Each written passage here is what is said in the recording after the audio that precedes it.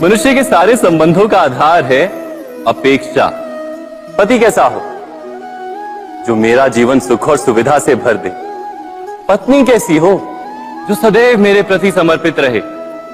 संतान कैसी हो जो मेरी सेवा करे, मेरा आदेश माने।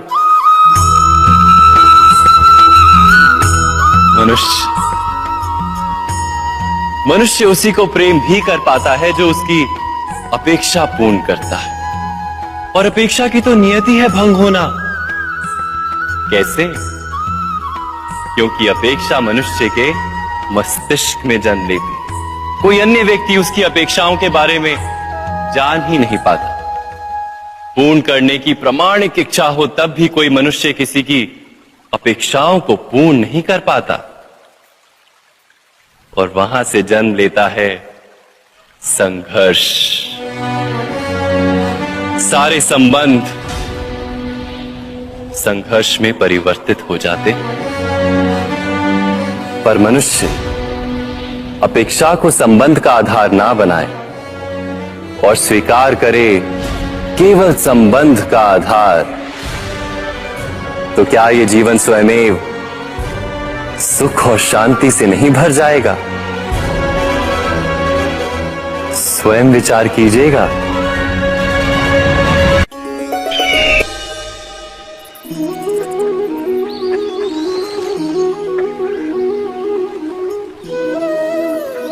समय के आरंभ से ही मनुष्य को एक प्रश्न सदा पीड़ा देता है कि वो अपने संबंधों में अधिकतम सुख और कम से कम दुख किस प्रकार प्राप्त कर सकता है। क्या आपके सारे संबंधों ने आपको संपूर्ण संतोष दिया है? विचार कीजिए। हमारा जीवन संबंधों पर आधारित है। हमारी सुरक्षा संबंधों पर आधारित है। इसी कारण हमारे जीवन के सारे सुखों का आधार भी संबंध है। किंतु फिर भी हमें संबंधों में ही अधिकतर दुख क्यों प्राप्त होते हैं? सदा ही संघर्ष भी संबंधों से ही उत्पन्न क्यों हो जाते हैं? कभी विचार किया है? जब कोई व्यक्ति किसी अन्य व्यक्ति के विचार अथवा कार्य को स्वीकार नहीं करता, उसमें परिवर्तन करने का प्रयत्न करता है, तो संघर्ष जन्म लेता है। अर्थात जितना अधिक अस्वीकार उतना ही अधिक संघर्ष, और जितना अधिक स्वीकार उतना ही अधिक सुख। क्या ये वास्तविकता नहीं? यदि मनुष्य स्वयं अपनी अपेक्षाओं पर अंकुश रखे, अपने विचारों को परखे, किसी अन्य व्यक्ति में परिवर्तन करने का प्रयत्न ना कर स्वयं अपने भीतर परिवर्तन करने का प्रयास करे, तो क्या संबंधों में संतोष प्राप्त करना इतना कठिन? अर्थात क्या स्वीकार ही संबंध का वास्तविक अर्थ नहीं? स्वयं विचार कीजिए।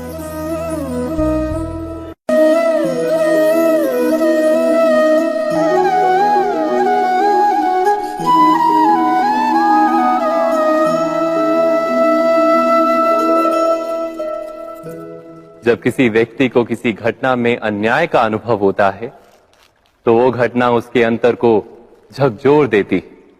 समस्त जगत उसे अपना शत्रु प्रतीत होता है। अन्याय लगने वाली घटना जितनी बड़ी होती है, मनुष्य का हृदय भी उतना ही अधिक विरोध करता है। उस घटना के उत्तर में वो न्याय मांगता है, और ये योग्य भी है। वास्तव में समाज में किसी भी प्रकार का अन्याय व्यक्ति की आस्था और विश्वास का नाश है। किंतु ये न्याय क्या है?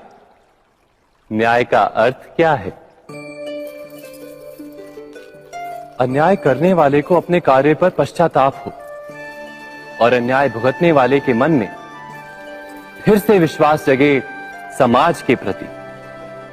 इतना ही अर्थ है ना न्याय का। किंतु जिसके हृदय में धर्म नहीं होता, वो न्याय को छोड़कर बैर और प्रतिशोध को अपनाता है। हिंसा के बदले प्रतिहिंसा की भावना लेकर चलता है। स्वयं भोगी हुई पीड़ा से कहीं अधिक पीड़ा देने का प्रयत्न करता है और इस मार्ग पर चलते अन्याय को भुगतने वाला स्वयं अन्याय करने लगता है। शीघ्र ही वो अपराधी बन जाता है, अर्थात न्याय और प्रतिशोध के बीच बहुत कम अंतर होता है और इसी अंतर का नाम है धर्म। क्या ये सत्य नहीं? स्वयं विचार कीजिए। दो व्यक्ति जब निकट आते हैं तो एक दूसरे के लिए सीमाएं और मर्यादाएं निर्मित करने का प्रयत्न अवश्य करते हैं। हम यदि सारे संबंधों पर विचार करें तो देखेंगे कि इन सारे संबंधों का आधार यही सीमाएं हैं जो हम दूसरों के लिए निर्मित करते हैं। और यदि अनजाने में भी कोई अन्य व्यक्ति इन सीमाओं को तोड़ता है तो उसी क्षण हमारा हृदय क्रोध से भर जाता है। इन सीमाओं का वास्तविक रूप क्या है? क्या हमने कभी विचार किया? सीमाओं के द्वारा हम दूसरे व्यक्ति को निर्णय करने की अनुमति नहीं देते, अपना निर्णय उस व्यक्ति पर थोपते, अर्थात किसी की स्वतंत्रता का अस्वीकार करते हैं। और जब स्वतंत्रता का अस्वीकार किया जाता है तो उसका हृदय दुख से भर जाता है और जब वो सीमाओं को तोड़ता है तो हमारा हृदय क्रोध से भर जाता है।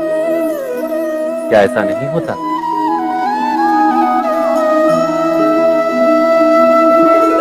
पर यदि एक दूसरे की स्वतंत्रता का सम्मान किया जाए तो किसी मर्यादाओं या सीमाओं की आवश्यकता ही नहीं होती। अर्थात जिस प्रकार स्वीकार किसी संबंध का देह है, क्या वैसे ही स्वतंत्रता किसी संबंध की आत्मा नहीं? स्वयं विचार कीजिए।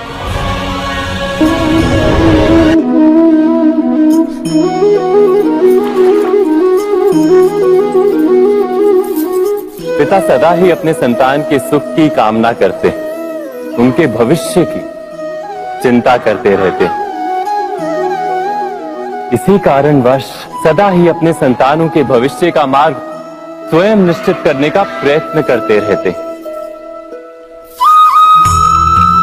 जिस मार्ग पर पिता स्वयं चला है, जिस मार्ग के कंकर पत्थर को स्वयं देखा है, मार्ग की छाया, मार्ग की धूप को स्वयं जाना है, उसी मार्ग पर उसका पुत्र भी चले, यही इच्छा रहती है हर पिता की। निसंदेह उत्तम भावना है ये,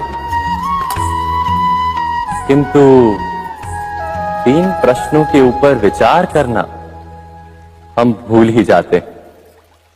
कौन से प्रश्न? प्रथम प्रश्न, क्या समय के साथ प्रत्येक मार्ग बदल नहीं जाते? क्या समय सदा ही नई चुनौतियों को लेकर नहीं आता? तो फिर बीते हुए समय के अनुभव नई पीढ़ी को किस प्रकार लाभ दे सकते हैं? दूसरा प्रश्न, क्या प्रत्येक संतान अपने माता पिता की छवि होता है? हाँ, संतानों को संस्कार तो अवश्य माता पिता देते हैं, किंतु भीतर की क्षमता तो ईश्वर देते हैं। तो जिस मार्ग पर पिता को सफलता मिली है, विश्वास है कि उसी मार्ग पर उसकी संतानों को भी सफलता और सुख प्राप्त होगा। तीसरा प्रश्न, क्या जीवन के संघर्ष और चुनौतियां लाभकारी नहीं होती? क्या प्रत्येक नया प्रश्न एक नए उत्तर का द्वार नहीं खोलता? तो फिर संतानों को नए नए प्रश्नों, संघर्षों और चुनौतियों से दूर रखना, ये उनके लिए लाभ करना कहलाएगा या हानि पहुंचाना? अर्थात जिस प्रकार संतान के भविष्य का निर्माण करने के बदले उसके चरित्र का निर्माण करना श्रेष्ठ है, वैसे संतानों के जीवन का मार्ग निश्चित करने के बदले उन्हें नए संघर्षों के साथ जूझने के लिए मनोबल व ज्ञान देना अधिक लाभदायक नहीं होगा? स्वयं विचार कीजिए। सबके जीवन में ऐसा प्रसंग अवश्य आता है कि सत्य कहने का निश्चय होता है हृदय में, किंतु मुख से सत्य निकल नहीं पाता। कोई भय मन को घेर लेता है। किसी घटना अथवा प्रसंग के बारे में बात करना या फिर स्वयं से कोई भूल हो जाए उसके बारे में कुछ बोलना, क्या ये सत्य है? नहीं, ये तो केवल तथ्य है। अर्थात जैसा हुआ था वैसा केवल बोल देना सामान्य सी बात है। किंतु कभी कभी उस तथ्य को बोलते हुए भी भय लगता है। कदाचित किसी दूसरे की भावनाओं का विचार आता है मन, दूसरे को दुख होगा ये भय भी शब्दों को रोकता है। तो ये सत्य क्या है? क्या हमने कभी विचार किया है? जब भय रहते हुए भी कोई तथ्य बोलता है तो वो सत्य कहलाता है। वास्तव में सत्य कुछ और नहीं, केवल निर्भयता का दूसरा नाम है। और निर्भय होने का कोई समय नहीं होता, क्योंकि निर्भयता आत्मा का स्वभाव है। अर्थात क्या प्रत्येक क्षण सत्य बोलने का क्षण नहीं होता?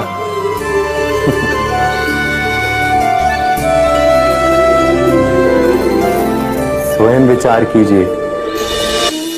जब भी किसी की आशा और इच्छा भंग होती है तो उसका हृदय क्रोध से भर जाता है।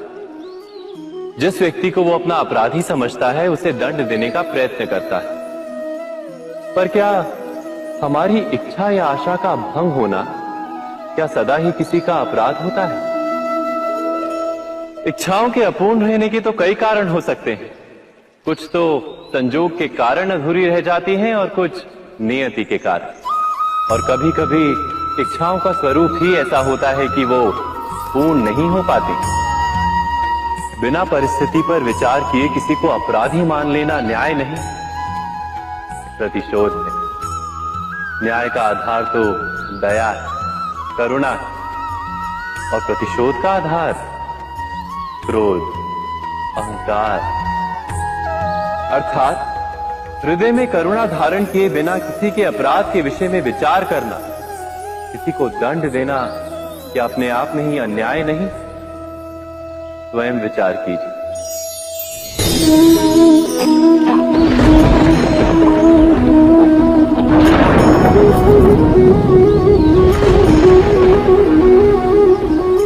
सपनों और पूर्वाभासों के आधार पर हम भविष्य के सुख दुख की कल्पना करते हैं।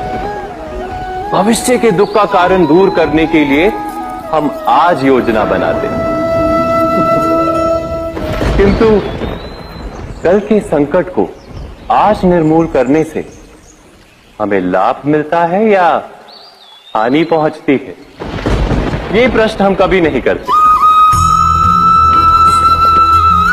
सत्य तो ये है कि संकट और उसका निवारण साथ जनते हैं, व्यक्ति के लिए भी और सृष्टि के लिए भी। नहीं, आप अपने भूतकाल का स्मरण कीजिए, इतिहास को देखिए। आप तुरंत ही ये जान पाएंगे कि जब जब संकट आता है तब तब उसका निवारण करने वाली शक्ति भी जन्म लेती है। यही तो जगत का चलन है। वस्तुतः संकट ही शक्ति के जन्म का कारण है। प्रत्येक व्यक्ति जब संकट से निकलता है तो एक पद आगे बढ़ा होता है, अधिक चमकता है, आत्मविश्वास से अधिक भरा होता है, न केवल अपने लिए अपितु विश्व के लिए भी। क्या ये सत्य नहीं? वास्तव में संकट का जन्म है एक अवसर का जन्म, अपने आप को बदलने का, अपने विचारों को ऊंचाई पर करने का अवसर, अपनी आत्मा को बलवान और ज्ञान मंडित बनाने का अवसर। जो ये कर पाता है उसे कोई संकट नहीं होता, किंतु जो ये नहीं कर पाता वो तो स्वयं एक संकट है विश्व के लिए। विचार कीजिए।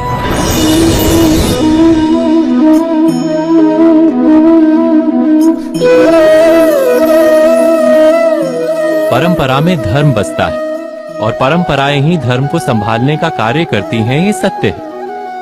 पर क्या केवल परंपरा ही धर्म है? विचार कीजिए।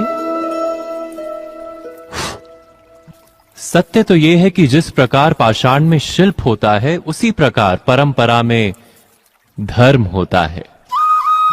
इस पत्थर में शिल्प है, ये पत्थर शिल्प नहीं। शिल्प को उजागर करने के लिए उसे तोड़ना पड़ता है, अनावश्यक भागों को दूर करना पड़ता है। ठीक उसी प्रकार परंपराओं में धर्म ढूंढना पड़ता है। जिस प्रकार इंद्र पूजा की परंपरा को तोड़कर गोवर्धन पूजा का धर्म ना ढूंढा जाता, तो यादवों को उनकी मुक्ति का मार्ग नहीं मिल पाता। अर्थात परंपरा को पूर्णता छोड़ देने वाला धर्म से वंचित रह जाता है, और परंपरा का अंध अनुकरण करने वाला भी धर्म को प्राप्त नहीं कर पाता। कहते हैं हंस के पास नीर क्षीर विवेक होता है। दूध में मिले पानी को छोड़कर केवल दूध ही ग्रहण करता है। तो क्या सच्चा धर्म प्राप्त करने के लिए हृदय में ज्ञान से जन्मा विवेक आवश्यक है? और ऐसे विवेक के बिना जिसे धर्म मान भी लिया जाए, जो वास्तव में धर्म ना भी हो, ऐसा भी तो हो सकता है। स्वयं विचार कीजिएगा।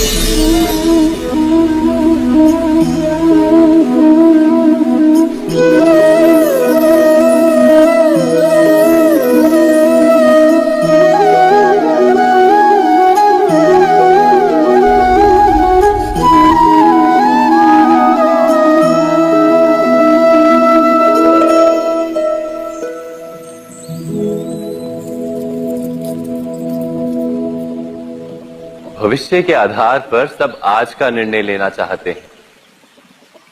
भविष्य में सुख मिले, भविष्य सुरक्षित हो, ऐसे निर्णय आज लेने का प्रयत्न रहता है सबका। आप अपने जीवन को देखिए। क्या आपके अधिकतर निर्णय के पीछे भविष्य का विचार नहीं होता? और हो भी क्यों ना। अपने जीवन को सरल और सुखमय बनाने का प्रयत्न करने का अधिकार सबका है। पर भविष्य तो कोई नहीं जानता, केवल कल्पना ही की जा सकती है। तो जीवन के सारे महत्वपूर्ण निर्णय कल्पनाओं के आधार पर ही करते हैं हम। क्या निर्णय करने का कोई तीसरा मार्ग हो सकता है? विचार कीजिए। सारे सुखों का आधार धर्म है, और वो धर्म मनुष्य के हृदय में बसता है। तो प्रत्येक निर्णय से पूर्व स्वयं अपने हृदय से ये प्रश्न अवश्य पूछ लेना कि ये निर्णय स्वार्थ से जन्मा है या धर्म से। क्या इतना पर्याप्त नहीं? भविष्य के बदले धर्म का विचार करने से क्या भविष्य अधिक सुखपूर्ण नहीं होगा? स्वयं विचार कीजिए। व्यक्ति को जब उसके अपराध का दंड मिलता है, तब कभी कभी उस न्याय को देखकर मन कचोटता है। प्रश्न उठता है हृदय में कि जब वो अपराध हुआ था, तब व्यक्ति भिन्न था। उसके पश्चात उसने इतने पश्चाताप किए, स्वयं में इतना परिवर्तन किया, फिर उसे दंड क्यों मिले? पर जहां आघात होता है, वहां प्रत्याघात भी होता है। जैसा कर्म वैसा फल। यदि किसी को प्रेम दोगे तो सुख प्राप्त होगा, यदि किसी की हत्या करोगे तो मृत्यु दंड मिलेगा। जैसा कार्य वैसा ही न्याय। तो फिर प्रायश्चित और पश्चाताप का कोई मूल्य नहीं है? अवश्य है मूल्य। प्रायश्चित और पश्चाताप मनुष्य की आत्मा को बलवान करता है। आने वाले दंड को स्वीकार करने के लिए मनुष्य को तैयार करता है। अर्थात बिना प्रायश्चित के दंड स्वीकार करने का कोई मूल्य है? स्वयं विचार कीजिए।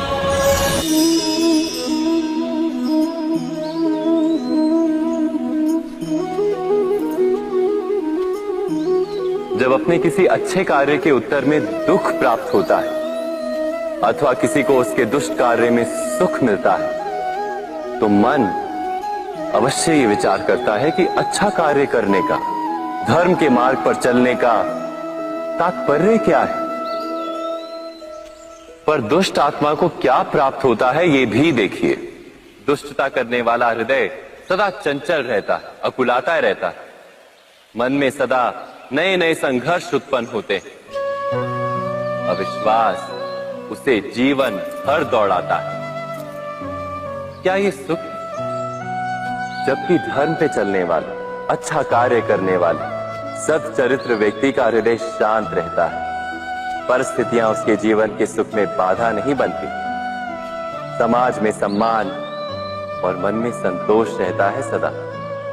अर्थात अच्छा बर्ताव भविष्य में किसी सुख का मार्ग नहीं। अच्छा बर्ताव स्वयं सुख अथवा बुरा बर्ताव भविष्य में किसी दुख का मार्ग नहीं। अधर्म उसी क्षण दुख उत्पन्न करता है। धर्म से सुख नहीं, धर्म स्वयं।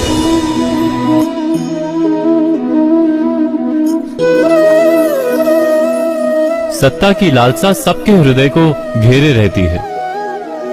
प्रत्येक व्यक्ति अपना एक राष्ट्र निर्मित करने का प्रयत्न अवश्य करता है। फिर वो राष्ट्र कुरु राष्ट्र की भांति बहुत बड़ा हो या फिर अपने परिवार तक सीमित हो, वो सत्ता प्राप्त करने का प्रयास अवश्य करता है। किंतु सत्ता का वास्तविक रूप क्या है?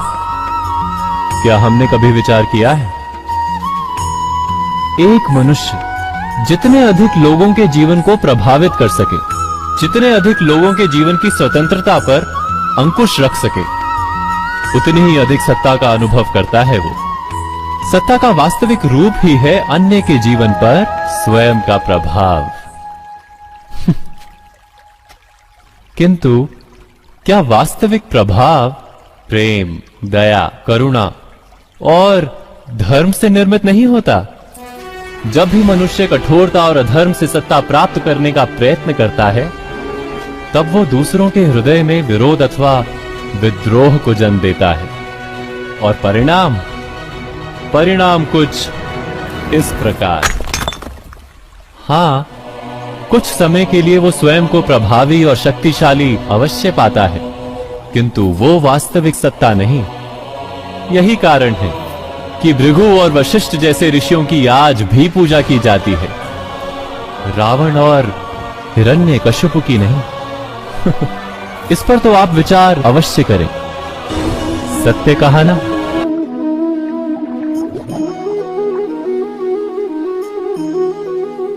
इस संसार में आने वाला प्रत्येक बालक संपूर्णतः संस्कार रहित होता है।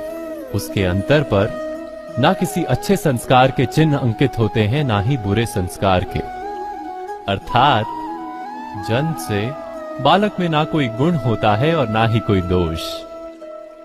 तो ये दोष अथवा गुण किस प्रकार प्राप्त होते हैं? क्या हमने कभी विचार किया है?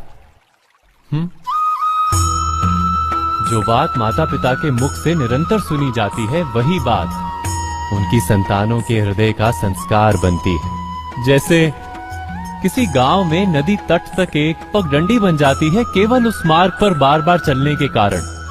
अर्थात माता पिता के हृदय की इच्छाएं उनकी संतानों के हृदय का दोष अथवा गुण बनकर जन्म लेती हैं। क्या ये सत्य नहीं? पर फिर भी जब उनकी संतानों में कोई दोष दिखाई देता है, तो माता पिता आश्चर्य और दुख से भर जाते हैं। माता पिता का हृदय ये प्रश्न करता है कि उनकी संतानों में ये कुसंस्कार आए कहां से? सत्य तो यही है कि माता पिता अपनी संतानों को अनजाने में ही कुसंस्कार के बीज दे देते हैं, जो उनके संतानों की हृदय भूमि पर कुसंस्कार का वृक्ष बनकर उगता है। अर्थात अपनी संतानों को सुसंस्कारी और धर्ममय बनाने की आशा रखने वाले प्रत्येक माता पिता को प्रथम अपने हृदय की इच्छाओं पर अंकुश रखना क्या अनिवार्य नहीं?